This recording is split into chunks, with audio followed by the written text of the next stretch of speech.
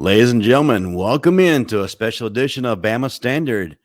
I got some exciting news for you, but before we get into it, let's go ahead and look at that beautiful intro.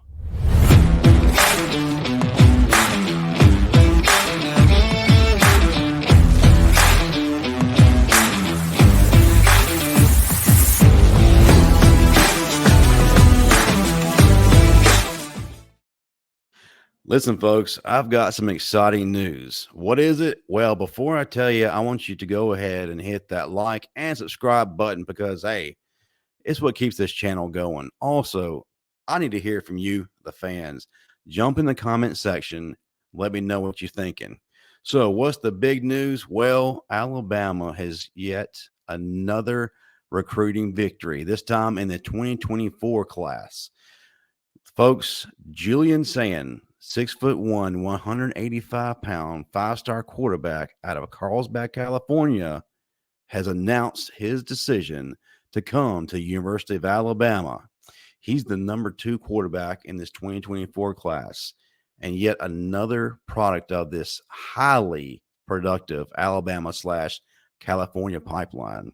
For those of you who are living under a rock and who don't really invest in recruiting or what's going on other than picking up a t-shirt from Walmart, the pipeline I'm speaking about has produced talent like Najee Harris and more recently Bryce Young. Now, what's really cool about this is he chose Alabama over LSU, which pretty crazy that this week of all weeks he makes that decision. Hey, maybe it's a precursor to what's going to happen Saturday in Baton Rouge, but he also chose us over Georgia.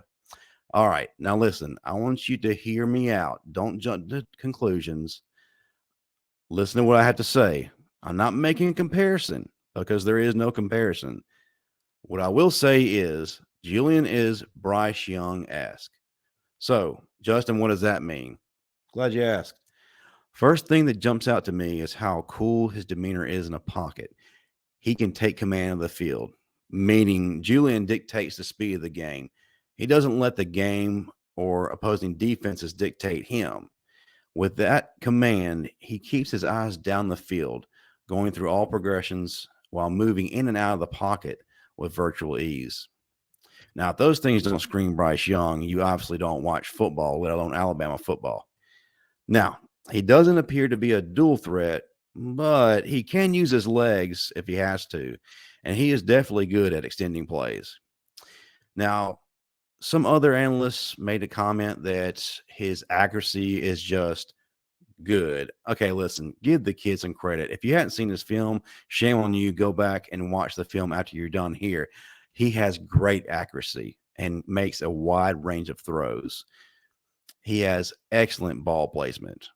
Now, when making his decision to come to Alabama, he said that he respects the coaching staff's player development and their ability to supply weapons. Not just weapons, elite weapons. And if you've been following along here as of late, Alabama is known as wide receiver U. When he arrives, he's going to be getting a seasoned Kobe Prentice, Isaiah Bond, Aaron Anderson, along with these wide receivers from the 2023 class who will be settling in as well. You know, those crying for the end of the dynasty need a wake-up call. Crumbling dynasties don't snag the top quarterbacks in recruiting classes. So, Nick Saban at 71 years old, who just turned 71 recently, is not slowing down. And what a great late birthday present here. Guys, I can't wait to see him on campus. More importantly, the quarterback battle that's going to ensue with Ty Simpson, Eli Holstein, Dylan Lonergan, and now Julian. Guys, we are not slowing down at all. The recruiting trail may as well be called the Alabama Invitational because that's essentially what it is. Great pick up here. The number 2 quarterback in the 2024 class is headed to Alabama. That's going to do it here. But before you go, I want you to hit that like and subscribe button and also jump in the comments. Tell me what you're thinking. Hey, also, before the game, drop your scores. All right, that's going to do it for me. I'm Justin Riley with the Bama Standard. Roll Tide.